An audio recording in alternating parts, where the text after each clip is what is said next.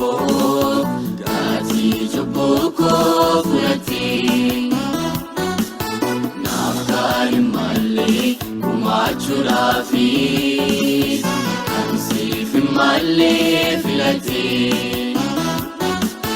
yositi muramis tuti kapsi sa jaboko titati chupa ma jubuke sati ilalura ofi kedu filati igake kullu lola indagatu kazi fainako wa kamla fatura gara isati zate gaptoko yemusiti feame manjuba mangamale akawala kalamu jetu indubane jaliste male tora nagadus boate jechota baparirani gati ke ontu imbasu arsari gambite malani tora nagadus boate jechota baparirani gati ke ontu imbasu arsari gambite malani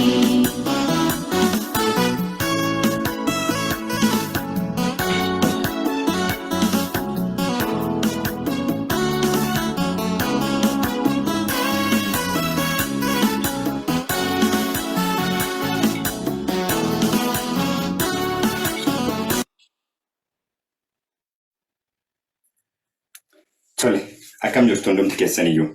Araarri Waaqayyoo lafa jirtanitti isiniif baay'ate eebbi Waaqayyoon wajjin ta'e guyyaadhaa, guyyaa sanbataa, guyyaa sagadaa kana fuula Waaqayyootti akka dhiyaannuuf isa nu gargaare Waaqa keenyaaf galata addaan fuudhamee dhiyeessineet hin jenne.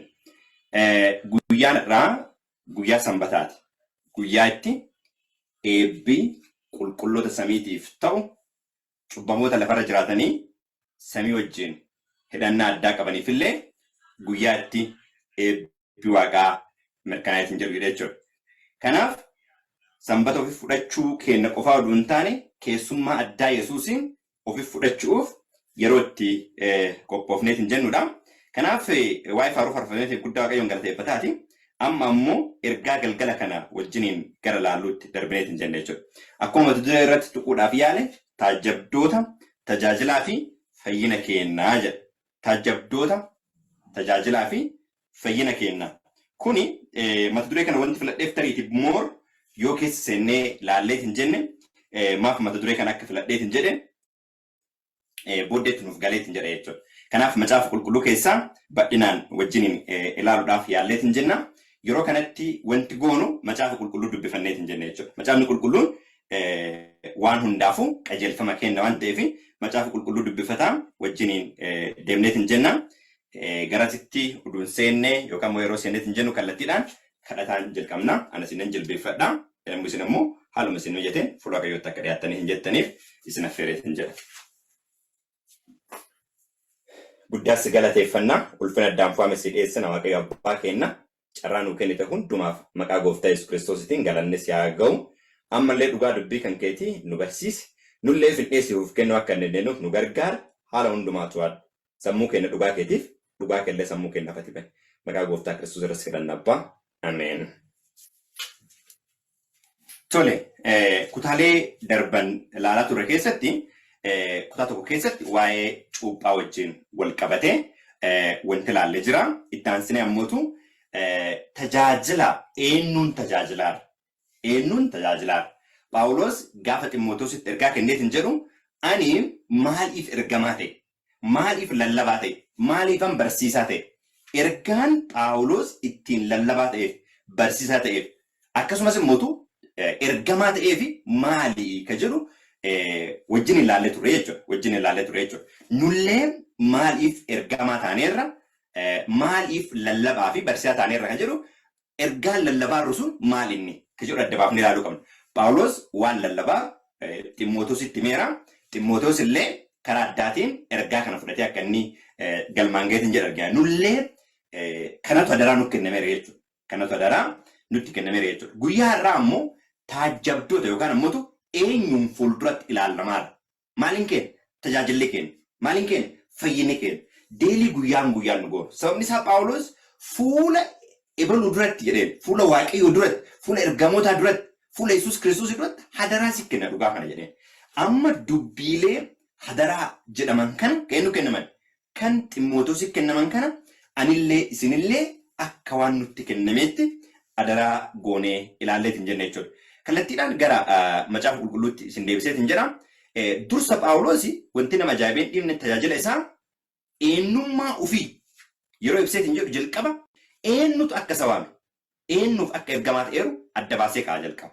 Uduu biraan dubbatiin dura eenyutu akka is ergeeru adda baasee dubbatee jechuudha. Kun baay'ee murteessaadha.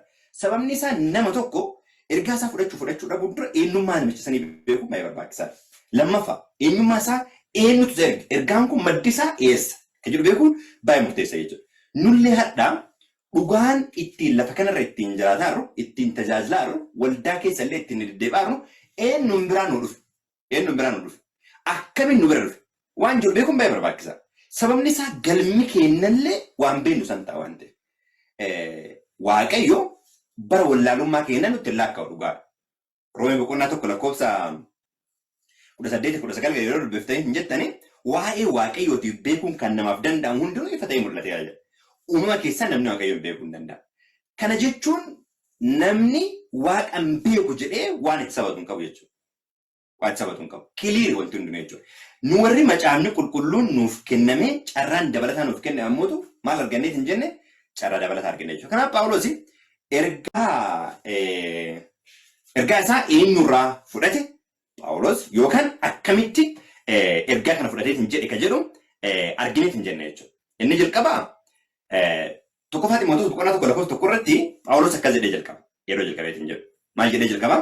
Ani Phaawulos abboomii Waaqayyo fayyisaa keenyaa fi Kiristoos Yesuus abdii keenyaan ergamaa Kiristoos kanan ta'e jedha. Okay, kan inni ergamaa Kiristoos ta'e akka abboomii eenyuti? Akka abboomii Waaqayyo abbaatti. Akka abboomii Yesuus Kiristoositti. Ergamaa Yesuus Kiristoos ta'e jechuudha. Sababni isaa ergaan Phaawulos qabateeru Yesuus irraa kan dhufedha. Eenyuun biraa madde? Abbaa biraa. Tartiiba kanneen ilaalaa deemneet hin jenne jechuudha. Lammaffaa Ximootoos 1 irraa illee ilaallu an Phaawulos jaalala Waaqayyootiin ergamaa Kiristoos Yesuus ta'eera. Akka abdii jireenya isa karaa Kiristoos Yesuus argamuutti kana caafu gootee. Kanaaf abdiin keenya argameet hin jiru karaa eenyuti? Karaa gooftaa Yesuus Kiristoosiiti jechuudha.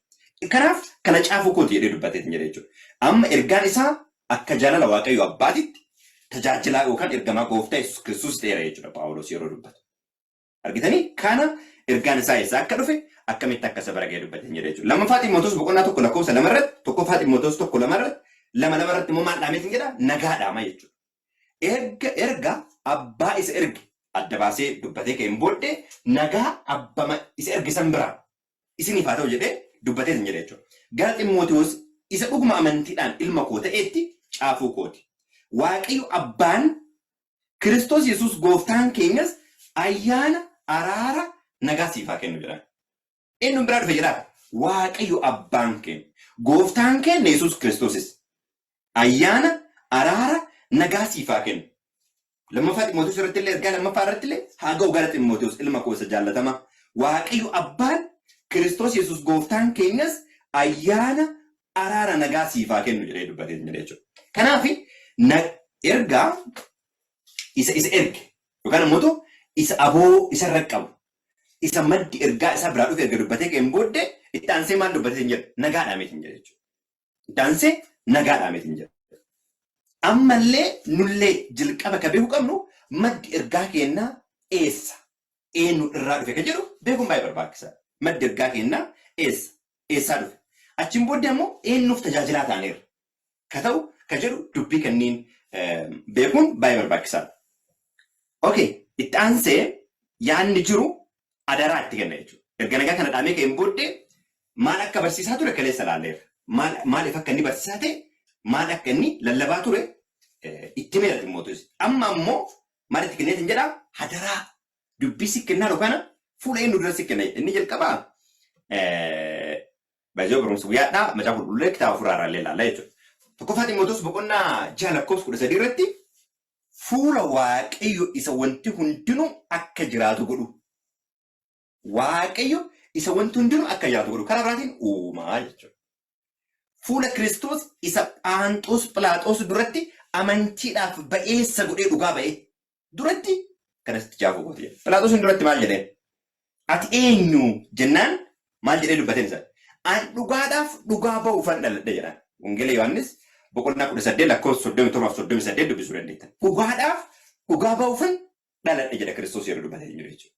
Kanaaf fuula waaqayyooti isa wanti hundinuu akka jiraatu godhee duratti fuula Kiristoos Yesuus isa Phaanxoos Philaaxoos duratti amantiidhaaf ba'eessa godhee dhugaa ba'e duratti karasitti nan kenna jedha. Kanaaf ergaa isaa eenyuun duratti kenna jechuudha. Waaqayyo abbaa fuulduratti Kiristoos Yesuus fuulduratti ergaa kana si kennaaraa jedhaaraan jechuudha. Kanaaf taajjabdoonni karoora fayyina kennaa yookaan immoo fayyuu kennaa aarsaa kan kafan eenyu fennu jechuudha. Abbaa fi ilma jechuudha.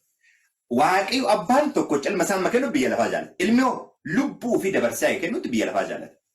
Tajaajila sirna kanaa immoo katooteen hin jiran ergamoonni hin jiru isallee booda ilaallee hin jenne jechuudha. Kanaaf fuula waaqayyo duratti fuula Kiristoos Yesuus isa Phaanxoos Philaaxoos fuulduratti dhugaa ba'eessa dhugaa ba'amee fuulduratti kana si kenna jedhaan. Kanaaf adabnillee dhumarratti ilaallee hin jennaan waan kan hundi tartiiban jechuudha. Okay, boqonnaa 13 bira dhaqini mee boqonnaa lakkoofsa 13 bira dhaqi lakkoofsa 11 irraa ergaan inni Philaaxoos itti adaraa kennaa kun maal of keessaa qaba? Kontentii ergaa kanaa maal inni?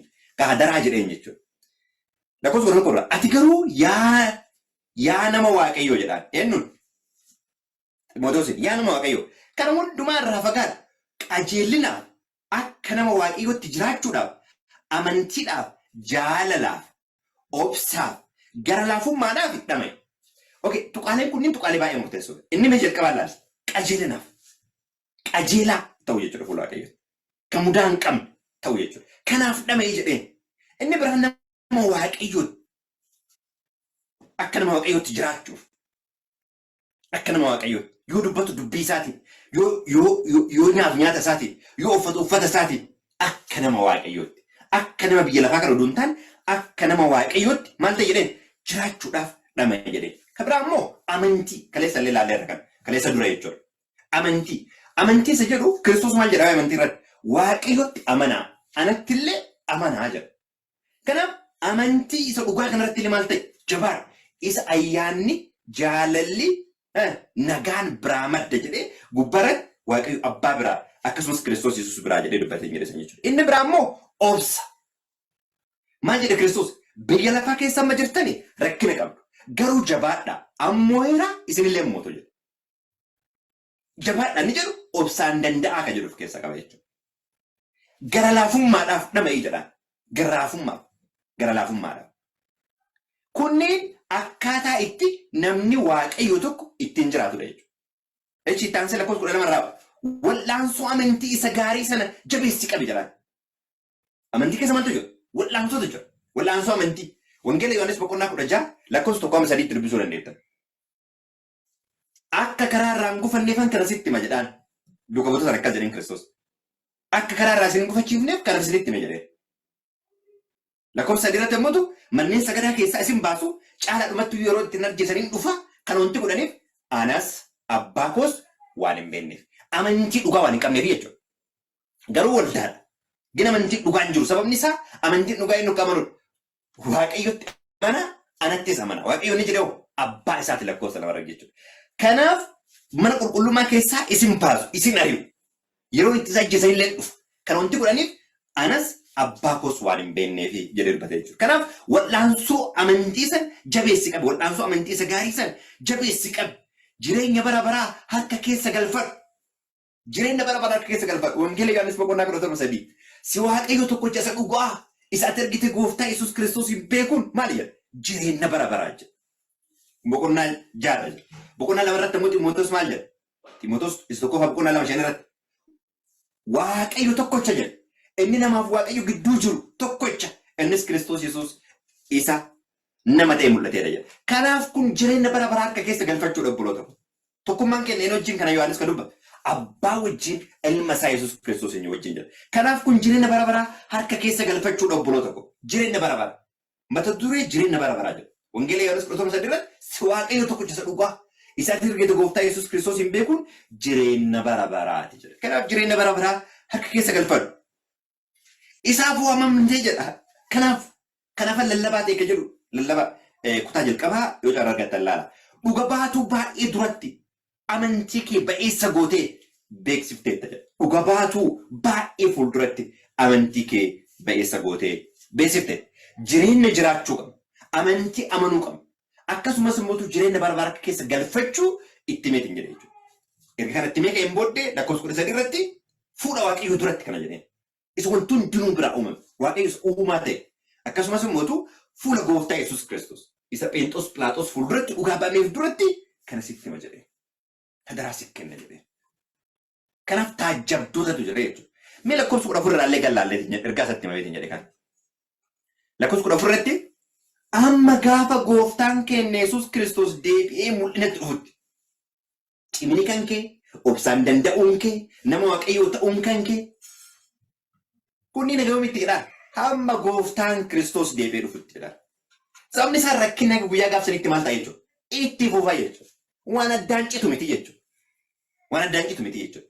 Kanaaf haga guyyaa sanitti jettee waan cimtu malee adda dhufee boru darba. Akkuma barree haarofti dhufuun, akkuma yeroon jijjiiramuun waan haaraatu siif ta'a. Rakkinni sirraa ga'eera. Akkasii miti dubbiin. Endoom itti cimaa deema. Akka ciniinsuuti jedhama caafni qulqulluun. Kanaaf amma dhufa gooftaa keenya Yesuus mul'inatti dhufutti. Ajaja kana balleessaa malee waan jechaa utuu si irratti hin argamin eegi jedheen. Wanti jedhan utuu si irratti hin argamin balleessaa malee eegi waan kana jedheen. Amantii jireenya bara baraa keessa galfachuu akka amantii saniif maluutti jiraachuu. 15 Waaqayyo inni eebbifamaan kophaa isaa waan hundumaa gararraa jira. Waaqayyo inni eebbifamaan kophaa isaa waan hundumaa gararraa jira. Efesoon boqonnaa 4 lakkoofsa 6 irratti hundumaa gararraa jira kan jedhu eenyu? Waaqayyo abbaa. Waaqayyo eebbifamaan inni hundumaa gararraa jiru. Warra mootota ta'an irratti inni mootii ta'e. Warra gooftota ta'an irratti inni gooftaa ta'e. Yeroo isaaf ta'utti Kiristoos mul'inatti dhufuu isaatiin nan agarsiisa. Eenyutu kana godha? Waaqayyo abbaatu godha jechuudha. Ulfina kana kan inni agarsiisu waan hundumaa kan inni agarsiisu mul'inatti deebi'ee dhufu ilma isaa gooftaa Yesuus Kiristoosiitiin jechuudha. Argitanii? Dhufuu gooftaa Yesuus Kiristoosiitiin waan kana hundumaa mul'iseetiin jedha. Eenyunni? Waaqayyo abbaan inni hundumaa gararraa jira. 16 irratti waaqayyo kana yeroo ibsu waaqayyo duwwaatu maal hin godhu jedhu. Hindu inni ifamtuutti dhiyaachuu hin dandeenye keessa jiraata. Namni takka is arge hin argine. Is arguus hin danda'u. Wangeela Yohaannis boqonnaa 11:17 irratti namni takka waaqayyoon hin argine ilma tokkicha is abbaa bukkee jirutu waa'ee isaa eegee beeksisee jira. Hin argine. Is arguus hin danda'u. Isaaf ulfinniif aangoon bara baraan haa ta'u. Ameen. Ameen. Jedheetiin jedhe jechuudha. Ameen. Nullee waliin ameen jedha. Kanaaf adaraan inni jalqabaa Phexroos Ximootiyoos kenname isa kana jechuudha. Jireenya nama waaqayyoo fakkaatee jiraachuu obsaan danda'u haalataa jireenyaa. Inni biraa immoo jireenya bara baraa keessa galfachuu. Achiin booda immoo isa kanaaf amantii harka keessa galfatee kanaaf ammoo maal gochuu? Haga dhumaatti jabaatee lolu. Rakkinichi haga dhufaatii gooftaa Kiristoos itti fufu. Kanaaf jabaatee dhabu. Kanammoo fuula eenyutu sitti bayyadhaa? Fuula waaqayyoo duratti, fuula Kiristoos Yesuus duratti. Kana dhageenye yookaan immoo argine jechuu hin dandeettudha dubbii. Kanaaf kun ammoo mul'achuu gooftaa Yesuus Kiristoosiitiin. Kan ammoo kan godheetiin jedhu waaqayyo abbaan inni hundumaa gararraa jiru kan akka inni godheetiin jedhu argina jechuudha. Tuqaa inni lammaffaa adaraa yaaqoo jedhu lammaffaa Ximootiyoos boqonnaa 4 lakkoofsa 1 irratti akkana jedha. Waaqayyo duratti Kiristoos Yesuus isa warri jiranii fi warra du'anitti faradu duratti maqaa isa deebi'ee mul'atee mootummaa isaas agarsiisuu sanaa cimsee si gorsa jedha. Ammallee si gorsa jedha. Adaraa si kenna jedheeraan dura. Amma immoo si gorsa jedhaaraan. Kan si gorsu ammallee inni dura. Waaqayyo dura. Kiristoos Yesuus isa warri jiranii fi warra du'anitti faradu dura. Wangeela Yohaannis boqonnaa 5 23 yoo ilaaltani especially 20 irratti waaqayyo murtee tokkollee nama tokkotti illee murteessu jedha. Murtee hundumaa dabarsee inni kenneera. Ilma isaa gooftaa Yesuus Kiristoositti kenneera jedha. Nama tokkotti iyyuu akka murteessine lafa kaa'a. Kanaaf Kiristoos Yesuus isa warra jiranii fi warra du'anitti faradutti duratti maqaa isa deebi'ee mul'atee mootummaa isaas agarsiisu sanaan cimsisi gorsa. Eenyuun kan deebi'ee mul'atee mootummaa isaa agarsiisu? Kiristoos Yesuus. Maqaa isaatiin cimsisi gorsa jedhaara. Fuula inni duratti Waaqayyoon duratti Kiristoos Yesuus duratti maqaa Yesuusiitiin cimsisi gorsa kana jedha. Wanti inni isa gorsaaruuni lammaffaa Xiimotewos boqonnaa 4 lakkoofsa 2 dubbicha lallabe. Dubbicha lallabe. Kun yeroodha kun yeroo miti utuu hin jedhin qophaa'e argame jedha. Amma kana si gorsa kan jedhamu gubbaa irratti waan inni jedheera yaadadha. Ammallee si gorsa kana cimsa jedhe dubbicha lallabe. Kun yeroo miti hin jedhin. Haaluma siin jettetti dubbicha maal godhe jedhaa dubbichi lallabe. Akkasumas immoo qophaa'ee ta'ee argame. Nama balleessaa isaa hubachiis ifadhu. Nama balleessaa isaa inni balleessa ifaan ifatti ittiin ifadhu. Obsa hundumaan gorsi barsiisa jedha. Ifadhu gorsi barsiisi nama hundumayyuu. Dhugaa jiru ifaan ifatti maal godhe ittiin dhugaan jiru ifaan ifatti ittiin gorsi ifadhu barsiisi. Barri itti namoonni barsiisa sirrii fudhachuu jibban dhufuuf jira jedhan. Barri itti namoonni maal godhan barsiisa sirrii fudhachuu jibban dhufuuf jira jedhan. Barumsi sirriin barumsa eenyuti? Barumsa Kiristoosi. Barumsa Kiristoos yoo ergaa Yohaannis 1ffaa boqonnaa ergaa Yohaannis 2 boqonnaa 1 qaba lakkoofsa 9 irratti namni barsiisa Kiristoositti qabamuu dhiisee kana darbee barsiisu eenyu nu biraan qabu jedha. Waaqayyoon of biraan qabu jedha. Namni barumsa Kiristoositti qabatee jiraatu Abbaa Ilmas of biraa qaba jedha. Abbaa Ilmas of biraa qaba jedha. Barsiisni sirriin barumsa Kiristoosiiti jechuudha. Kanaaf barumsa sirrii fudhachuu jibban dhufuuf jira ammallee dhufeera. Waa'ee waaqummaa gaafa dubbatu namni gurra qabata. Waa'ee isa dhiitu waan biraa uduu qaxxamante waa'ee isaan dubbati uduu waa'ee isaan mari'ati uduu qaxxamante adda baaftee beeki maal jedhe Kiristoos akkuma abbaa beeku akkuma abbaan na beeku ani foolonni kool beekna jedhe. Waan dimimmisa jiru adduma murteeffachuu qabna adduma adda baafachuu qabna. Yoo hadda addan baafanne barumsa Kiristoos yoo hadda hordofne gaaf Kiristoos deebi'ee dhufu isa kana inni nu eeggataa turre jennee isa fudhachuu hin dandeenyu jechuudha. Barsiisri fudhachuu jibban dhufuuf jira. Bara sanas akka hawwa isaaniititti barsiisota warra wanta gurra isaaniitti tolu isaan barsiisan walitti sassaabatu jedha. Lallaba keessummaa ta'e lallaba isaanii faallaa ta'e akka dhagaan hin barbaadu. Gurra isaaniitti waan tolu waan dhaga'uu barbaadan qofa filatu jechuudha dubbiin. Waan dhaga'uu barbaadan waan isaaniitti tolu qofa walitti sassaabatu jedha. Isaan dubbii dhugaa dhaga'uu irraa garagalanii dubbiin dhugaan eenyuuni dubbii Kiristoos karaan dhugaan Kiristoos waan ta'eef irraa garagalanii gara mammaaksa amantiitti hin guru jedha. Dubbiin Kiristoos formulaan isaa barraa'eera jechuudha. Seexana wajjin gaafa wal'aansoo qabu barraa'eera. Kun as akkana jedha. Asiin dubbifne namoonni gaafa soqoruu dhaqan. Kana kan kaasaa ture. Amma namoonni dhugaa macaafa qulqulluu adda baafachuu fi barraa'eera kan jedhu caalaa mammaaksa oduu durii. Kun beekana akkana amanamaa akkasii miti dubbiin jiru barraa'eera maal jedhaara macaafni qulqulluun kan jedhu dhiyaachuu danda'u qaba jechuudha. Tuqaa kamiifuu dooktoriiniin kamuu jedha kitaaba Hafuuraa dooktoriiniin kamiyyuu qorumsa macaafa qulqulluu darbuu qaba jedha. Any doctor have to be passed a test of the Bible. Testi Bible itti kan dhiyaanne dooktoriin kamuu jiraachuun qabu. Kamuu. Kanaafi barumsa dhugaa ka Kiristoosi ka barraa'eera jedhanii Christ made it alone inni jedhu as keessatti illee baay'ee fayyada. Mammaaksa amantii irra goree. Ati garuu waan hundumaatti garatti gortu beeki. Dhiphina obsaan baadhu. Hojii lallaba wangeelaa hojjechuun ta'u hojjedhu. Hojii itti ergamte guutummaatti raawwadhu jedha. Ati garuu garatti gortu beeki jedha. Ati garuu garatti gortu beeki. Dhiphina obsaan baadhu. Dhiphinni hin jiru. Rakkinni hin jira. Garuu obsaan baadhu. Lallaba wangeelaa hojjechuun lallabaan wangeelaa hojjechuun ta'uuf hojii lallabaan wangeelaa hojjechuun ta'uuf hojjedhu. Hojiin ati hojjettu hojii lallabaan hojjettoo qaba jedhe. Timootees hin jedhe. Hojii itti ergamte guutummaatti raawwadhu jedhe. Nullee isa kana jechuudha. Isa kana jechuudha. Lallabuu qabna. Amala keenya yoo amala qajeelaa yoo jiraanne yoo jireenya barbaadka keessa galfanne yoo isa kana fakkaatu jiraanne isteeppiin lammaffaa maal gochuu jechuudha. Barsiisu jechuudha dubbii kana. Namoota dabarsu jechuudha. Gaafa namoota dabarsu namootu balleessaa isaa itti himaa. Barsiisaa.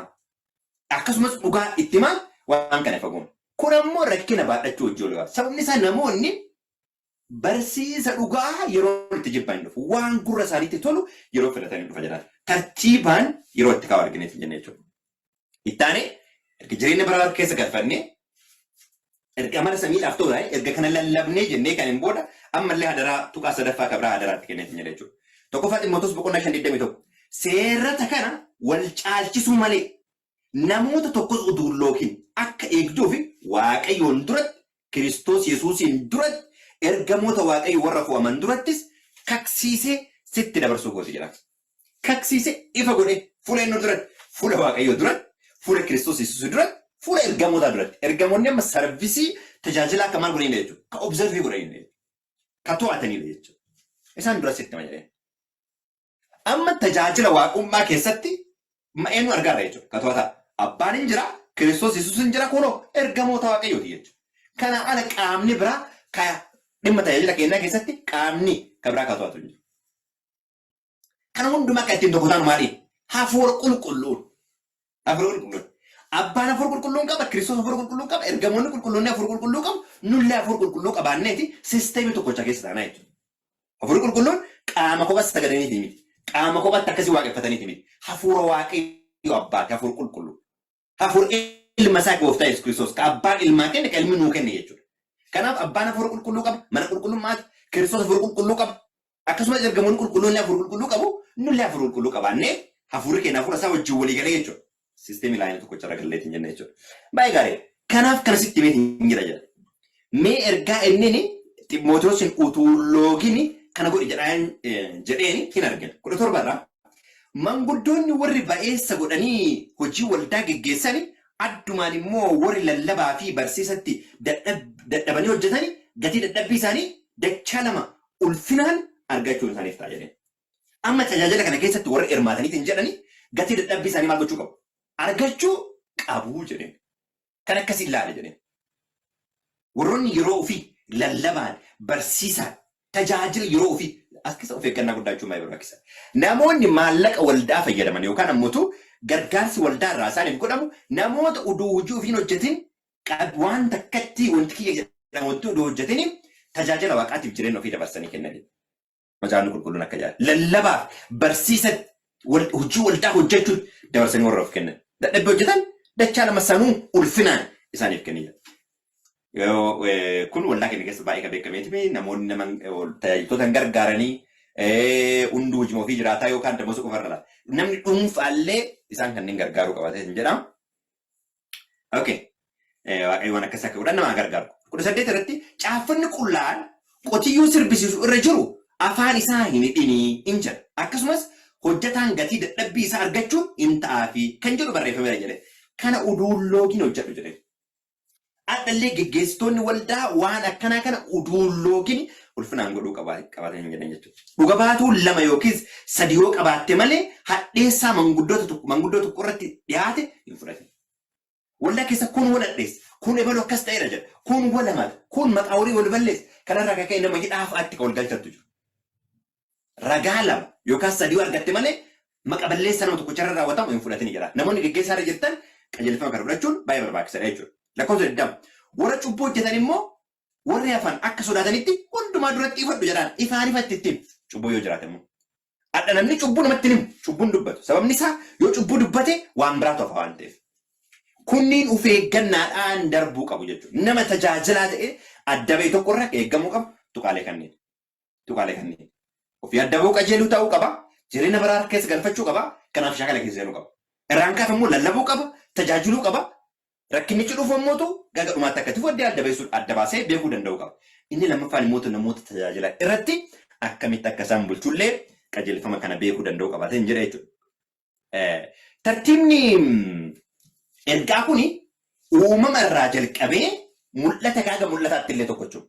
Phaawulos illee jidduu kanatti ergaa kana eenyu irraa fudhadhe jedhee gaafa lallabeet hin jedhu cheenii kan argine hin jedhu jechuudha. Waaqayyo Abbaa Kiristoos Yesuus achiin booda immoo tajaajila ergamoota illee argine hin jenne jechuudha. Isaan dura sitti jedheera waan ta'eef. Fuuncaan ergaa kuni uumama boqonnaa 28 lakkoofsa 10-13 irratti Yaaqoob karaa oduu deemu dhagaa boraafatee yeroo rafe maslaalii hundeen isaa lafa dhaabatee caafiin isaa samii ga'u tokko arge.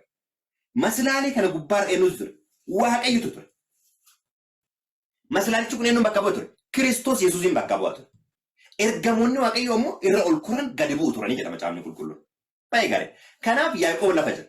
Yaaqoobii lafa jiru ergaan naqqabuudhaaf tajaajilli isaa godhameetiin jedhu Waaqayyo abbaa biraa Kiristoos Yesuus isa maslaalee ta'eetiin jedhu kun ammoo ergamoota maslaalee kana irra duraa gaddeeban jechuudha. Fayyina keenya keessatti taajabdoonni fayyina keenyaa isaanuma kana. Abbaa kun ilma kuwwan eenyuuni ergamoota Waaqayyooti jechuudha. Ergamoota Waaqayyooti. Kana ala qaamni biraan jiru. Mul'ata boqonnaa tokko lakkoofsa tokko irratti illee exactly kanuma argina. Kun mul'ata Yesuus Kiristoosiiti jedha. Isa inni wanta dafee ta'u irra jiru hojjettoota isaatti agarsiisuudhaan Waaqayyo biraa argate. Kiristoos inni biraa argate. Waaqayyoon biraa argate.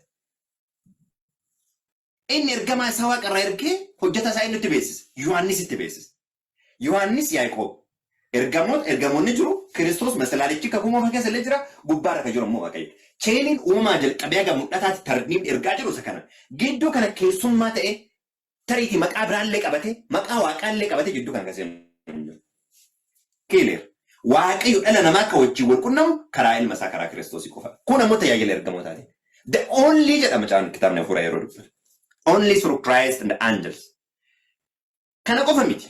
Adda lafarratti kan guyyaa dhumaa adabbiin sunis kan kennamu jechuudha. Amma Phaawulos maal jedhaa? Fuula Waaqayyoo duratti, fuula Kiristoos Yesuus duratti, fuula ergamoota duratti kana sitti hima jedhaara. Adaraa sitti kenna jedhaara. Amma guyyaa gaafa adabbii illee warroonni ergaa kana fudhatanii galmaan ga'uu didanii dheekkamsa Waaqayyoo fuula ergamootaati fuula hoolichaa duratti dhuguuf jiru jedha. Okay, mee dhadhee ilaalleetiin jenna. Mul'ata boqonnaa 14 lakkoofsa 9 irraa ergamaan biraa jedha. Ergamaan biraa inni sadaffaan isaan duukaa bu'ee sagalee guddaadhaan namni bineensichaa fi bifa fakkeenya isaatiif yoo sagade guba sana sadasaatti yookiin harka isaatti yoo fudhate eenyu fayyadu sagada jechuudha. Bineensichaa fi bifa fakkeenya isaatiif sagada jechuudha. Waaw! Namni inni fayyadu sagada. Abbaa fi ilmaaf saganna jechuudha. Kumanoo bineensichaaf bifa fakkeenya isaatiif sagada. Okay. Yoo abbaaf ilmaaf saganne sababni isaa mul'ata boqonnaa 14 lakkoofsa tokko irra ilaaluu dandeettanii mul'ata boqonnaa 3 12 irra ilaaluu hin danda'a. Mul'ata boqonnaa 3 12 irra mallattoo Waaqayyoo kooti akkasumas mallattoo maqaa koo isa haaraa fi Yerusaalem haaraa ishee isa irra barreessite jedhee. Kanaaf lakkoofsa 10tti inni ofii isaatii daadhii wayii dheekkamsa Waaqayyoo. Dheekkamsi keenyuti kan Waaqayyooti. Utuu makaa hin qabaatin xoofoo dheekkamsa isaatti buufame dhuguuf jira. Fuula ergamootaa qulqullootaatti fuula hoolichaa durattis ibiddaaf dhagaa boba'uun dhiibbamuu jiru jechuudha. Adda ergaan kan kennameeru fuula Waaqayyoo duratti, fuula ergamoota qulqullootaa duratti, fuula Yesuus duratti. Guyyaa sanillee warri gammadan abbaaf ilma wajjin qulqulloota wajjin waliin makamu. Mul'ata boqonnaa 22 lakkoofsa 3 irratti maal jedha? Teessoon Waaqayyoo fi teessoon hoolichaa isaan gidduu jiru. Hojjettoonni isaallee maal godhu? Isaaf tajaajilu. Hojjettoonni hoo ergamoota. Nullee hojjettoota waliin makamnee maal godhu? Tajaajiltoota ta'aniitiin jenna jechuudha. Baay'ee namatti tola. Kitaaba raajii irraa ispeeshaalii warra Adventistoota ta'anii fi Adventistii seenaati kan jedhaaru akka seenaatti yoon jedhu kan bara 1879 hundee irratti hundaa'edha kan jedhaa sanii keessa galchuun baay'ee barbaachisaadha. All who would be sons and daughter of God must prove themselves. Namoonni dhiirotaa fi dubartoota Waaqayyoo ta'an hundinuu of mirkaneessuu qabu jedha. Prove themselves a co-worker with Christ and God and the heavenly angels. Namoonni dhiirotaa fi dubartoota Waaqayyoo ta'an hundinuu of mirkaneeffachuu kan isaan qabani eenyu wajjin hojjetanidha. Co-workers. Eenyu wajjin akka hojjetan Waaqayyoo wajjin, Kiristoos wajjin, ergamoota Waaqayyoo wajjin akka hojjetan of mirkaneeffachuu qabu. This is a test for every soul. Lubbuu kamiifuu nama kamiyyuu kun poointii tuqaa qormaataati jira. Qormaata kun. Eenyu wajjin hojjetan? Waaqayyoo wajjin, Kiristoos wajjin, ergamoota qulqulloota wajjin hojjechuu danda'u qabda jechuudha. Hadaraan kan kenname isaan fuuldura. Kanaan alatti qaabraa hojjetaa yoo jedhe namni waa keessummaa waaqa tolfamaa ofii makaara jechuudha. Of those who faithfully serve him. Namoota amanamummaan waaqa tajaajilaniif. The Lord says akkana jedha gooftaan. Milkiyaas boqonnaa 3 lakkoofsa 16-17. Especially lakkoofsa 17. They shall be mine. Isaan kan koo ta'u. In the day when I wake up, when I make up my jewels. Agala kooti yeroo ga'eetiin jedhe. I will spare them. Isaanitti fayyadameetiin jedhe. As a man spares his own son. Akka namni ilma ofiitiin itti gargaaramu. That terrifying. Kanaaf testiin qorumsa nama maraayyuu eenyu wajjin hojjetaa arga jedhu adda baasuu. We have to be co-worker with Christ, with God, and with heavenly angels. Kanaan ala qaamni biraa ka wajjin hojjennu hin jiru jechuudha. Yohaannis abbaan mul'ataa yeroo daseetu qeexumootti gatamu, daseetu qeexumootti yeroo gatameet hin jedhu kophaa isaa haa ta'u jedhanii zayitii danfa gatanii achi gubachuu ni dinnaani achi fudhanii maaliif gatan? Bakka namni hin jirretti daseetu qeexumootti gatan. Act of Apostle ka gubbaarra sila dubbisee hin jedhe argitaniittanii tariitii iskiriin irraa waan mul'atuu fi Review in the Herald June 23 1910 paragraafii 10 irraadha moor badhina laawun dandeetta. Kamma Act of Apostle fuula 570 paragraafii arfaffaa. Patmos the Bryan, the Rocky Islands, the agency had been chosen by Roman government as a place of banishment for criminals. Namoota yak addaa hojjetaniif mootummaa Roomaatiin iddoo adabbii ka addaa kafuu ameera jedhe. Maal ka jedhamu? Iddoon Paatimos jedhamu kun. Iddoon Paatimos jedhamu kun.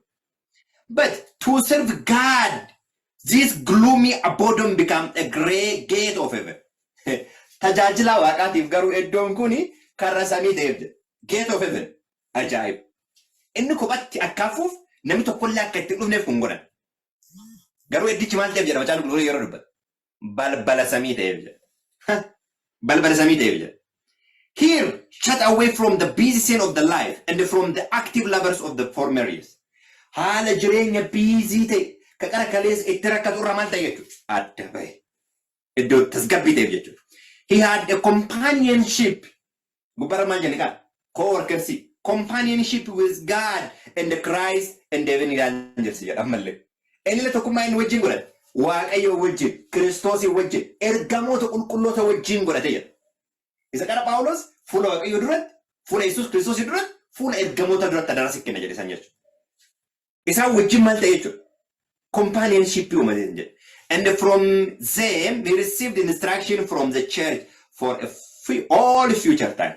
Bara fuuldura jiruuf ergaa jiru hundumayyuu isaan irraa fudhate jechuudha. Waaqayyo abbaarraa karaa Yesuus Kiristoos tajaajila ergamootaatiin ergaan isa bara ga'e. The events that would take place in the closing scene of this earth's history were outlined before him. Taateen dhuma baraa kanatti ta'u fuula isaatti diriireetiin jedhe jechuudha. And there he wrote out the vision he received from God. Mul'ata Waaqayyo irraa fudhate barreessiteetiin jedhe. When his voice could no longer testify to the one whom he loved and served, the message given him on the barren coast were to go forth as a lamp that burns.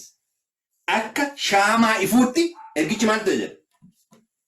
Addunyaa wal ga'eetiin jedhe. Finally, kitaaba raajirraa the Father, the Son, and the Holy Angels will be present with you to behold your face. Amantii kan kee ilaaluudhaaf abbaan, ilmi, ergamoonni qulqulloonni si ilaalaa. Your face. Steady first principles. Miilaan lafa gadi jettee dhaabbachuu kan kee. And there you will have the outpouring of God, this Holy Spirit. Yeroo kana ammoo guutamuu hafuura qulqulluu Waaqayyo argatta jedha. Hafuura qulqulluu Waaqayyooti maal ta'a? Guutamu. Gaafa abbaan, ilminii fi qulqulloonni ergamoonni taatee kan kee yookaan immoo dhaabbannaa kan kee irra dhaabatanii ilaalanii ittiin jiran jechuudha. Kanaaf obboloota koo ergaan keenna tajaajilli keenna fuula eenyu duratti eenyu waliin hojjetaa eenyu fuulduratti ergichi nuuf kennameera. Dhumarratti illee gaafiin kan dhiyaatu yookaan ammoo adabbiin illee ka tokko waliin bara baraan jiraannu eenyu wajjin beekuun baay'ee barbaachisaadha. Kanaaf ergamoota wajjin jiraannaa abbaa wajjin ilma isaa Yesuus Kiristoosii wajjin bara baraan jiraanna jechuudha. Akkuma Kiristoos jedhe akkuma ammoo abbaa koo wajjin teessoo irra taa'e inni immoo ana wajjin immoo teessoo koorra taa'eetiin jedha jechuudha. Kanaaf dhugaa kanatti jabaannee dhaabannee warra seenaa lafaa xumura akka ta'an Waaqayyo kan nageenya nuuf haa eebbisu. Kadhata dhugaa goonee sagantaa kennamaaf qabnu goolamu.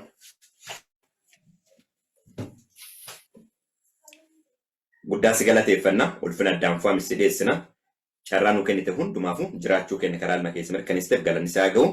Afaan yeroo keenya irratti immoo dubbiin kee dhugaadhaa dhugichaa nu qulqulleessi. Haalli hundi siinaa to'atamu. Waan goote hundumaa irratti sirraa komii qabnu ulfaadhu. Maqaa tokko ilma keessatti biyya lafaa jaalatteen si kadhanna yaa Abbaa. Ameen.